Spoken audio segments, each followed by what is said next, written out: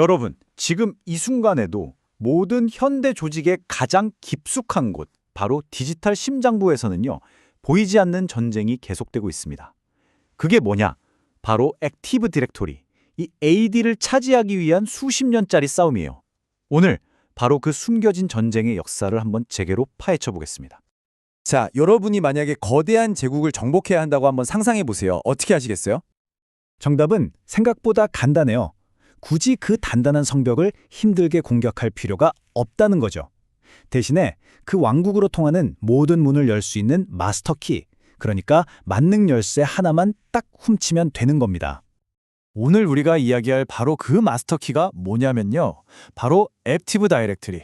보통 줄여서 AD라고 부르죠. 이건 말 그대로 조직의 모든 것을 연결하는 디지털 신경계 같은 거예요.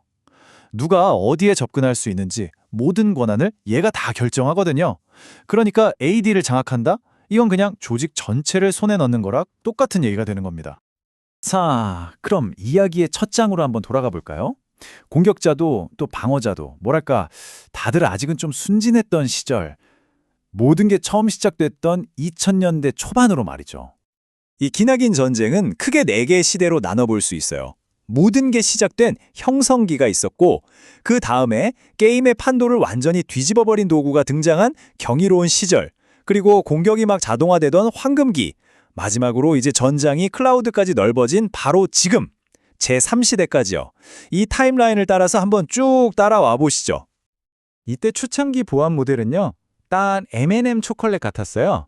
무슨 말이냐면 겉은 방화벽으로 아주 단단하게 막아놨는데 일단 그 안으로만 들어오면 여긴 다 우리 편, 다 안전해 하고 그냥 믿어버리는 거죠. 근데 바로 그 순진한 생각이 치명적인 약점이 될 줄은 아무도 몰랐던 겁니다. 그러다가 2008년에 그 단단해 보이던 갑옷에 첫 균열이 생기고 맙니다. 바로 패스 더 해시라는 공격 때문인데요. 이게 뭘 증명했냐면 굳이 암호가 없어도 일단 내부망에 발만 들여놓으면 그냥 맘대로 돌아다닐 수 있다는 걸 보여준 거예요. 내부는 무조건 안전하다는 믿음이 얼마나 위험천만한 생각인지 제대로 보여준 첫 경고등이었죠. 이 공격 때문에 방어자들도 아차 싶었던 거예요. 아, 이제 방화벽 넘어. 그러니까 내부도 감시해야 하는구나 하고 깨닫게 된 거죠. 자, 이제 다음 시대로 넘어가 보죠.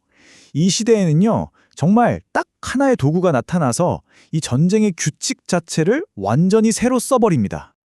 그 이름 바로 미미카츠입니다. 2011년에 등장했는데 이 툴이 정말 대단했던 게 컴퓨터 메모리에 잠깐 스쳐 지나가는 관리자 비밀번호를 그냥 평문 그대로 쏙 뽑아낼 수 있었던 거예요. 그야말로 혁명적이었죠. 보안의 패러다임이 뿌리부터 흔들리는 그런 순간이었습니다. 이게 얼마나 무섭도록 간단했냐면요. 한번 보세요. 공격자는 그냥 PC한테 어떻게든 접근만 하면 돼요. 그리고는 가만히 기다리는 거죠. 높은 권한을 가진 관리자가 로그인하기를요. 바로 그 순간 미미카츠가 메모리에서 관리자 정보를 싹 훔쳐내고요. 이걸로 끝입니다.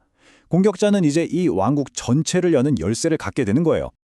근데 여기서 멈추지 않아요. 공격자들은 이제 아예 스스로 열쇠를 위조하기 시작합니다. 골든 티켓이라는 건 말 그대로 만능 마스터키예요. 한번 만들어두면 유효 기간도 없이 어디든 들어갈 수 있는 거죠. 반면에 실버 티켓은 특정 서버, 예를 들면 파일 서버나 이메일 서버 같은 곳에만 들어갈 수 있는 맞춤형 열쇠 같은 거였고요. 자, 이제 세 번째 시대, 황금기로 접어듭니다. 이때부터 공격은 훨씬 더 교묘해져요. 자동화되고 더 은밀해지고 정말 믿을 수 없을 만큼 효율적으로 진화하거든요. 예를 들어 볼까요?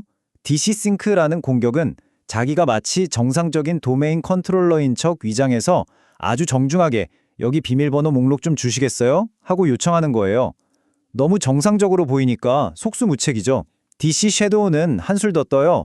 잠깐 동안만 자기를 가짜 도메인 컨트롤러로 등록시켜서 AD 데이터베이스를 몰래 수정하고는 흔적도 없이 사라져버려요. 정말 유령 같죠? 결국 이런 공격들 때문에 방어자들도 이제 생각을 바꿔야만 했어요. 정상적인 활동처럼 보이는 것들 속에서 비정상적인 행동을 기가 막히게 찾아내야 하는 숙제가 생긴 거죠. 이게 다가 아닙니다. 이제 공격자들은 손에 GPS까지 쥐게 돼요. 그냥 GPS가 아니라 왕국의 최고 권력으로 가는 가장 빠른 길을 알려주는 그런 GPS 말이죠. 그 GPS의 이름이 바로 블러드 하운드입니다. 이게 뭘 하냐면 AD 안에 있는 모든 관계들을 쫙 분석해서 지도를 그려줘요. 여기 예시를 한번 보세요.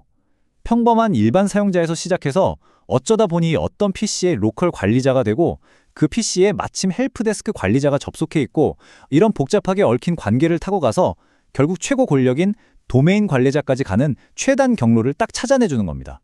진짜 누구도 상상하지 못했던 그런 숨겨진 공격 루트를 그냥 대놓고 보여주는 거죠. 그리고 마침내 현재 제3시대에 도착했습니다. 이제 전쟁터는 완전히 달라졌어요. 더 이상 조직 내부, 그 온프레미스 네트워크에만 머물지 않습니다.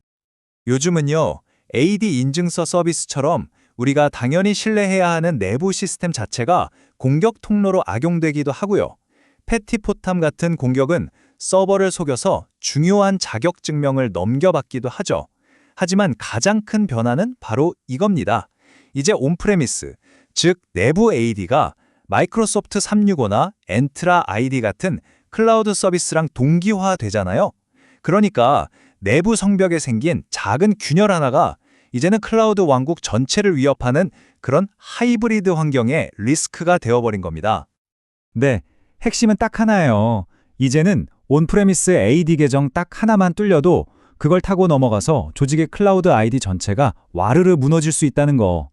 정말 무서운 얘기죠? 자, 그렇다면 이 길고 긴 전쟁의 역사를 쭉 돌아보면서 우리가 얻어야 할 마지막 교훈은 과연 뭘까요? 그건 바로 이겁니다. 우리가 그토록 믿었던 성벽, 그러니까 네트워크 경계라는 개념이 사실상 사라졌다는 거예요. 사스, 원격 근무, 클라우드 앱 이런 것들이 그 성벽을 다 허물어 버렸어요. 이제 경계는 어디에나 있는 동시에 또 어디에도 없는 그런 시대가 된 거죠. 지금 보시는 이 표가 우리가 걸어온 길을 아주 잘 요약해주고 있죠. 처음엔 기초적인 스푸핑, 그러니까 단순한 속임수에서 시작해서 미미캐치 같은 걸로 프로토콜을 위조하고 블러드하운드로 공격을 자동화하더니 이제는 ADCS처럼 아예 신뢰를 기반으로 하는 인프라 서비스 자체를 공격하는 시대까지 온 겁니다.